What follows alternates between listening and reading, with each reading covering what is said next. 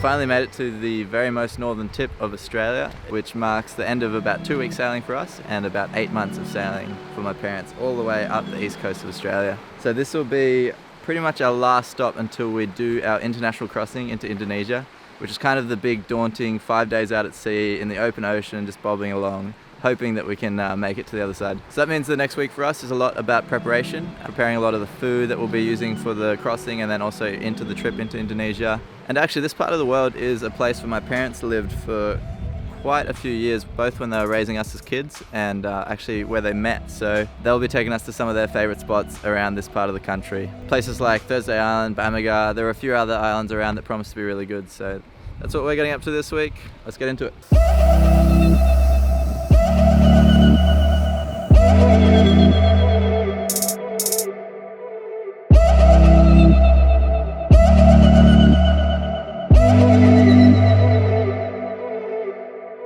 This nice beach of Prince of Wales here, you can see the rock groin just in the middle, and a very dark green tree just to the right of it. That's because a little creek's coming down there.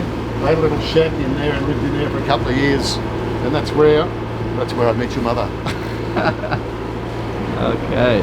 All right, so yeah, we used to live here many moons ago, about 40 miles that way, a place called Bamaga, and in behind the beautiful white sand here, you'll find that the dirt is a real bauxite red, and it took us probably about 6 months to get it out of the feet of the kids, just with 6 months of baths, to get the stain out.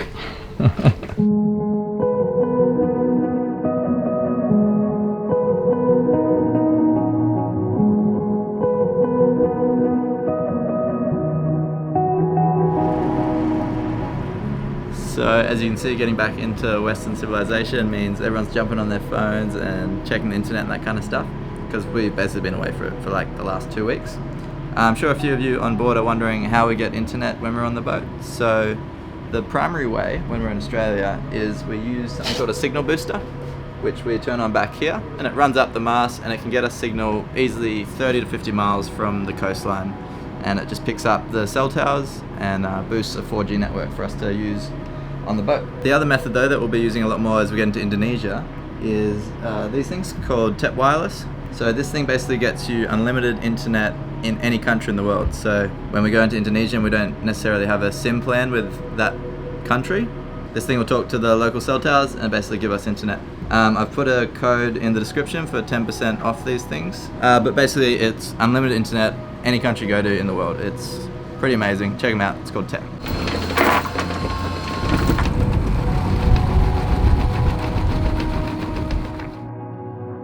We must have come to the right place, because if you look behind me, there is about 30 yachts, all with the Sail to Indonesia flag up. I guess this marks the official start of the rally.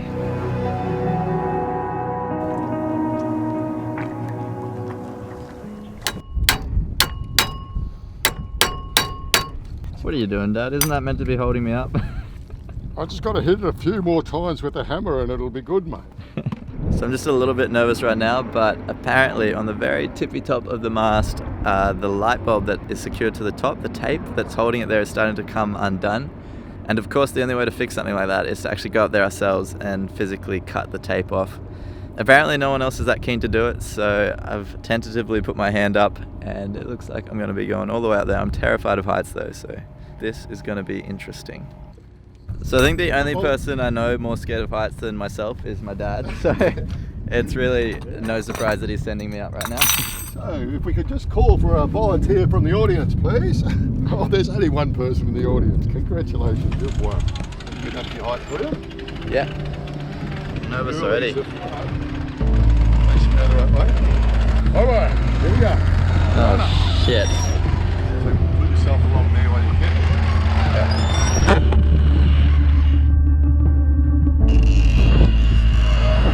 I think I'm almost at the top. I scratched that, I'm about halfway. Hell of a lot windier up here. I think the boat's starting to rock a bit too. But now I've got to try to fix this thing.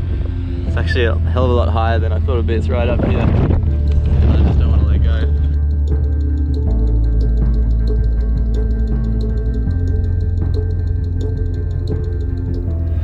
Mission accomplished, we're going down. Whew. You alright? Coming down's actually worse because you're jumping around. Oh yeah, I gotta land the drone. Well done. Tom, time for me to interview you. Oh, Tell us about that. that was the scariest thing I've ever done. But yeah, I just tried not to look down, but as soon as I looked down, everything changed and it was just, you could see how high you were. And then the boat started coming past and I was rocking up on the mast. Okay, hold out your hands. They're shaking. Oh, a little bit. Yeah, pretty good. Visited our last shop in Western civilization, stocked up on a lot of things that are going to be very hard to find in Indonesia, like wheat bix, tomato sauce. All of that stuff. Actually, all of the stuff you can get in Indonesia. But from here on out, I think we'll just be sticking to Indonesian markets and that kind of thing. But this was one of the last things we had to do before we get ready to set sail tomorrow. Next step is going to town and filling up about 80 litres of water.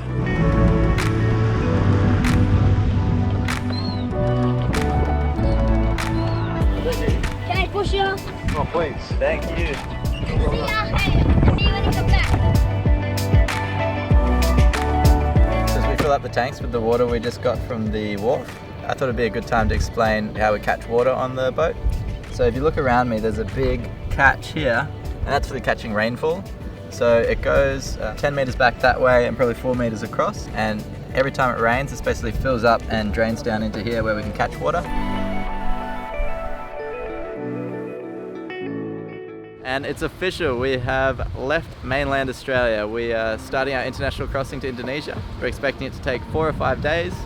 We've just put the sails up, and from here it is all open ocean sailing. So this boat is about to start rocking, and it's not going to stop rocking for about 4 days. So that means we're going to be sailing through the day and night, which is something we haven't really done before, sailing at night. So We'll really have to adjust our sleep schedules. We'll have to be doing shifts of around 3 hours, so hopefully we won't get too cranky, but we'll see how it works. So I think we have absolutely no idea what to expect. The weather isn't actually the calmest. We were meant to wait for a gap in the weather, but the parents got a bit impatient and decided this morning we're going to leave. So it's blowing about 20 to 25 knots, and the prediction was for about 3 meter swells, which is pretty big, so we're not really sure how it's going to go, but we're excited nonetheless. Are you excited, Mum? Oh yeah, very excited. So much anticipation over the last week or so. Now that we're underway, I feel like it's business as usual, but we'll see what we're feeling like 6 o'clock and 7 o'clock tonight. So one of the main safety precautions we're taking for this international crossing is anytime at night or anytime we're going up the front of the boat, we have to be wearing these inflatable life jackets. So these are pretty cool. They're very lightweight, but if these touch water, they have a CO2 canister that will expand. As well as that, we've attached a line around the front, which isn't normally there, but we've attached it so that we can hook carabiners along the side so that when it gets really rough at night and you can't necessarily see the person that's going up the front to change the sails, they are 100% clipped in at all times, so they can't fall overboard and have no one know about it. So between those two things, we should be a little bit safer on board. So the sun's just beginning to set on our first day of the crossing. We're going to attempt to try cook some dinner for everyone. So far we haven't really reached the open ocean yet, so we're still just dealing with about 1 meter of swell. Nothing too dramatic. What do you mean, what do you mean? We're just getting started, Trish. Oh no. It's going to get triple this size. Oh gosh. So yeah, I'm going to try cook, but I better get started before I get too seasick.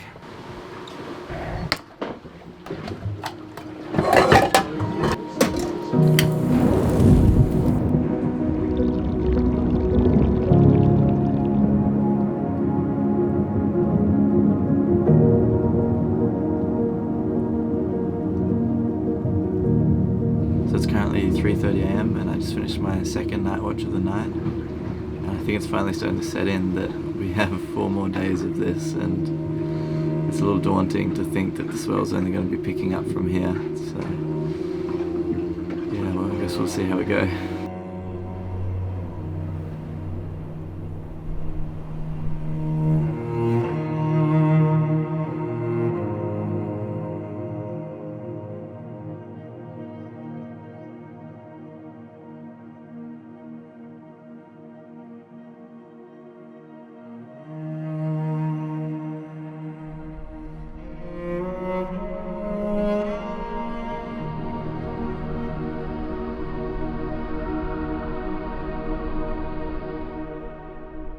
just hit 48 hours at open sea, which means we're almost at the halfway point. It's been pretty rough so far, so me and Trish have been a bit seasick and that kind of thing, but the oldies have been holding it up behind the wheel. What kind of average speed have we been going? We've been going about 6 knots average. We've done 320 nautical miles, and we estimate that it's going to be about 680 or 700 by the time we get there. What's the wind been like? Wind's been pretty consistently 15 to 20, but we're getting the occasional gust still of 25 knots. So the forecast says the swell's meant to be dropping over the next couple of days, so it should be much easier sailing from here on out. What you got? Yeah, lots of dolphins all coming over on the port bow. Oh, there they are.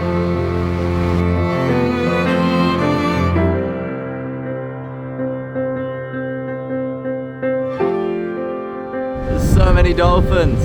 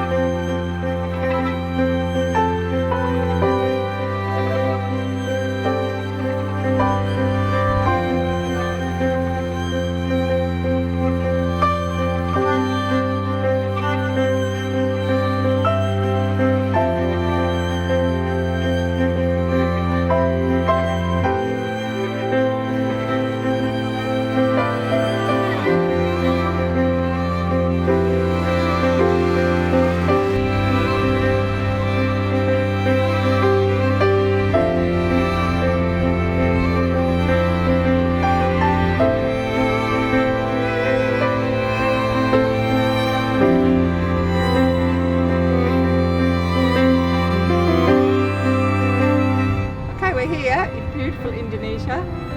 Rusty's been up all night, so I'm refreshed for the first time in 5 days. Good old Rusty.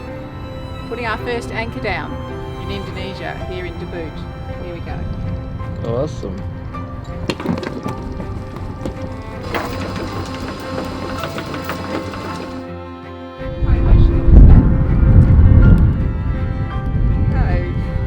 Being here.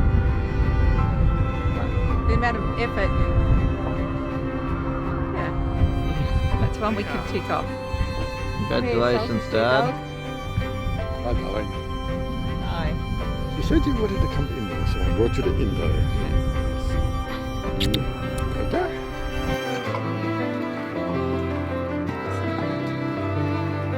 Cheers. Cheers. Is that right? Thanks to us. So it only took another 24 hours, but the boat has officially cleared customs, we've all cleared immigration, and we're officially in Indonesia. So that is going to mark the end of this episode. Sorry, not much happened. We're just stuck crossing the ocean crossing, but I promise next week is going to be absolutely jammed-packed with activities, adventures, and full of us getting to explore Debut, Indonesia.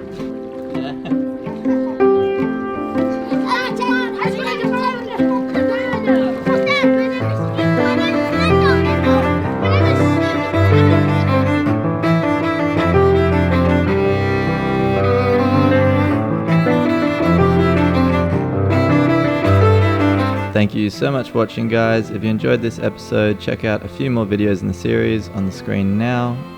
If you haven't already, be sure to subscribe to be notified when we upload next week's episode. See you guys there.